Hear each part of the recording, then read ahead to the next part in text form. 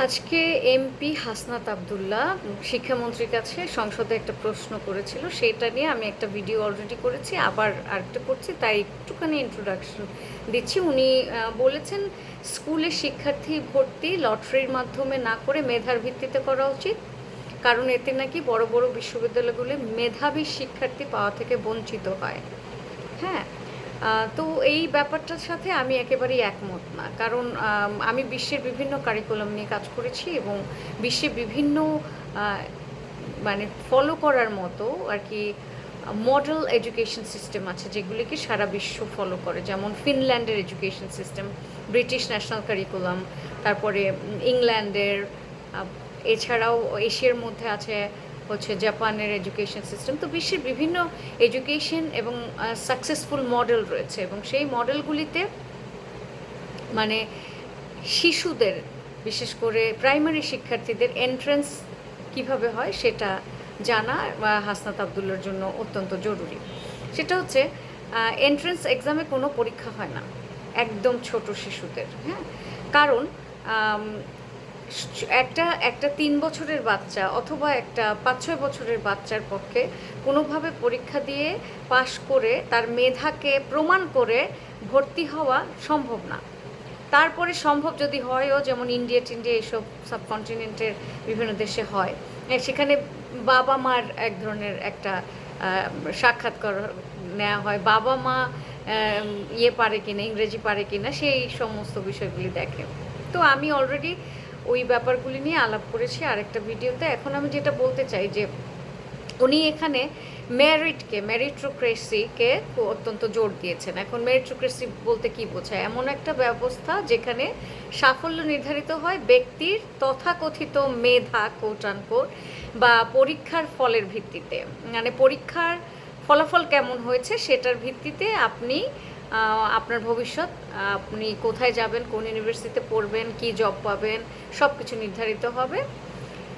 মনে হয় ব্যাপারটা খুবই ন্যায্য, কিন্তু আসলে ব্যাপারটা কি সেটা একেবারে যারা এডুকেশন নিয়ে কাজ করে, এডুকেশন রিসার্চার এবং যারা কিনা আর কি আপনার সমাজবিজ্ঞানী, এই ধরনের মানুষগুলি এই ব্যাপারগুলিকে খুব ডিপলি পর্যালোচনা করতে পারে। তো আমরা যখন আর কি মেরিটোক্রেসি নিয়ে আলোচনা করব, মেরিটোক্রেসিকে রোম্যান্টিসাইজ করব, তখন আমাদের সমাজবিজ্ঞানের দুটো বিষয় নিয়ে ধারণা থাকতে হবে। একটা হচ্ছে মেরিটোক্রেসি, আর একটা হচ্ছে কালচারাল ক্যাপিটাল, মেধাভিত্তিক সমাজ ব্যবস্থা বা শিক্ষা ব্যবস্থা কাকে বলে, আর একটা হচ্ছে কালচারাল ক্যাপিটাল ব্যাপারটা কি।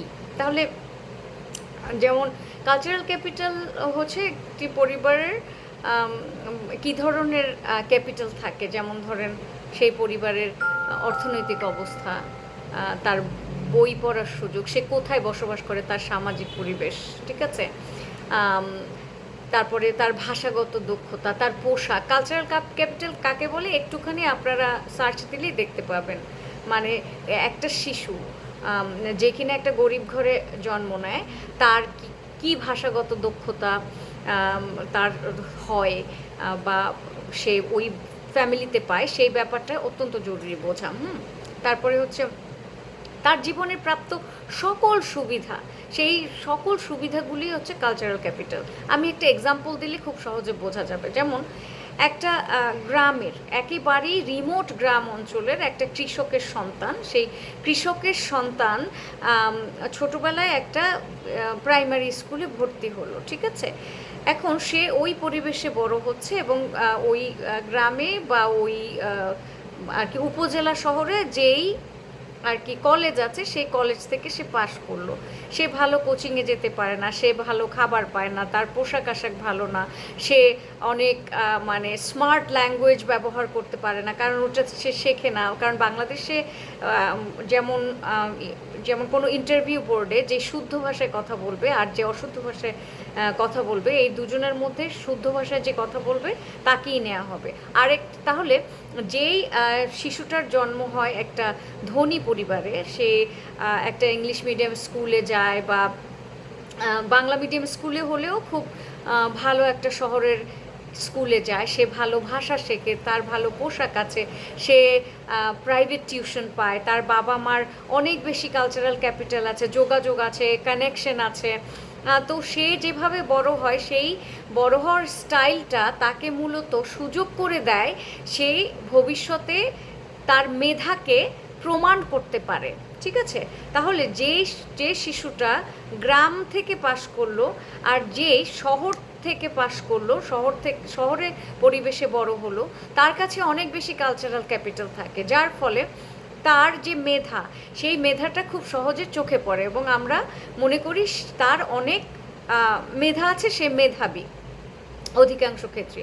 এখানে কিছু ব্যাপার অত্যন্ত গুরুত্বপূর্ণ জানা, যেমন আইনস্টাইন এই ধরনের যারা আছে তাদেরকে আমরা কি বলি, তাদেরকে আমরা বলি হচ্ছে গিফটেড লার্নার। হ্যাঁ, গিফটেড লার্নার ব্যাপারটা নিয়ে ডিবেট আছে, ডিবেট থাকলেও আমি আপাতত গিফটেড লার্নারটাই ব্যবহার করছি। যারা কিনা অত্যন্ত মেধাবী বায়োলজিক্যালি বা তারা বিশ্বে বড় বড় থিওরি দিয়েছে, তো এই ধরনের যারা আছে তারা খুবই কম সংখ্যক। এছাড়া আছে হচ্ছে আপনার একেবারেই যারা কিনা ইন্টেলেকচুয়ালি ডিসেবলড, যারা কিনা বিভিন্ন রকমের ডিসেবিলিটিতে ভোগে, যেমন ডিসলেক্সিয়া একটা প্রবলেম, ডিসক্যালকুলিয়া। ডিসলেক্সিয়া যাদের থাকে তারা শব্দ ভালো করে মানে জাম্বলড আপ হয়ে যায়, তাদের রিডিং ডিফিকাল্টিস থাকে, নিউরোলজিক্যাল বিভিন্ন সমস্যা থাকতে পারে, মানুষের ফিজিক্যাল প্রবলেম থাকতে পারে, যার একটা হাত নাই, তার তার একটা না দুটোই হাত নেই, এরকম মানুষও তো আছে। তো ফিজিক্যাল ডিসেবিলিটি আছে, তো ওই মানুষগুলি পড়ালেখায় প্রবলেম হয়। এবং যাদের নিউরোলজিক্যাল বিভিন্ন সমস্যা থাকে, হ্যাঁ, যাদের স্পিচ প্রোডাকশন স্লো, হ্যাঁ, নিউরো লিঙ্গুইস্টিক্স যারা পড়েছেন তারা সবাই জানে যে একটা ব্রেইন কিভাবে ল্যাঙ্গুয়েজ প্রডিউস করে। তো সেই মানুষটা যখন ভাইবা দিবে সে তখন তো তার ওরকম আর কি খুব সুন্দর করে সে আসলে বলতে পারবে না, তো যার ফলে দেখা যায় ওখানে সে কম মার্কস পাবে। তো মানুষের এই ব্যাপারটাও খুব গুরুত্বপূর্ণ যে ধরেন সে সব কিছু বোঝে জানে কিন্তু সে ভালো বলতে পারছে না। এছাড়া হচ্ছে ওই যে বললাম না যে যে ডিসক্যালকুলিয়া, যার হচ্ছে ম্যাথমেটিক্সে প্রবলেম, যে অঙ্ক করতে ভয় পায়, অঙ্ক নাম্বারে যার ডিফিকাল্টিস আছে, যে অঙ্ক কোনোভাবেই ভালো করে করতে পারে না, সেই মানুষগুলিও ভীষণ মেধাবী হতে পারে আর্টসে, মানে বা হিউম্যানিটিসের সাবজেক্টে, সোশ্যাল সায়েন্সে সে খুব ভালো হতে পারে। তো এইভাবে মেধা যাচাই করা অত্যন্ত ডিফিকাল্ট। এখন একটা মানুষ যেই কিনা মানে মিউজিকে ভালো, সে অ্যাকাডেমিক এডুকেশনে ভালো নাও হতে পারে। তো অলটুগেদার এই যে বিভিন্ন ক্যাটাগরি আছে, যে এক ধরনের মানুষ আছে অত্যন্ত মেধাবী হয়ে জন্মগ্রহণ করে, আর এক ধরনের মানুষ আছে যাদের বিভিন্ন রকমের ডিসেবিলিটি থাকে, আর মাঝখানে মিডিওকার কিছু মানুষ আছে। পৃথিবীর বেশিরভাগ মানুষ মিডিওকার, মানে এক্সট্রাঅর্ডিনারিও না আর মানে কোনো ডিফিকাল্টি নিয়েও জন্মায় না, তারা মাঝখানে। তো মাঝখানের মানুষ নিয়ে আলোচনা করাটা অত্যন্ত জরুরি। এই যে মাঝখানে যে মানুষগুলি আছে তাদের মেধা কিভাবে প্রমাণ করতে হয় সেটা জানেন? মেধা প্রমাণ করা খুবই ডিফিকাল্ট। সেটা হচ্ছে কোন পরিবেশে সে তার জন্ম হয়েছে, তার যে কালচারাল ক্যাপিটাল কি আছে, সে কি কোনো স্লামে জন্মেছে। ইভেন ঢাকা শহরেও যেই শিশুটা গুলশানে জন্মগ্রহণ করে, বনানীতে জন্মগ্রহণ করে, আর যে কিনা আপনার ওই পুরান ঢাকায় জন্মায় বা মালিবাগ, নাখালপাড়া এইসব জায়গায় জন্মায়, এই সবাই সমান সুযোগ সুবিধা পায় না। হায়ারার্কি আছে, অর্থনীতি আছে। হ্যাঁ, বাবা মা কত টাকার মালিক, কত টাকা পেয়েছে, কত টাকা বেতন পায়, সে বাচ্চার পিছে কত টাকা খরচ করতে পারে, এইটার ভিত্তিতেও মেধা গড়ে ওঠে। সুতরাং মেধাকে এত হালকা করে দেখার কিছু নেই, মেধা এভাবে যাচাই করা যায় না।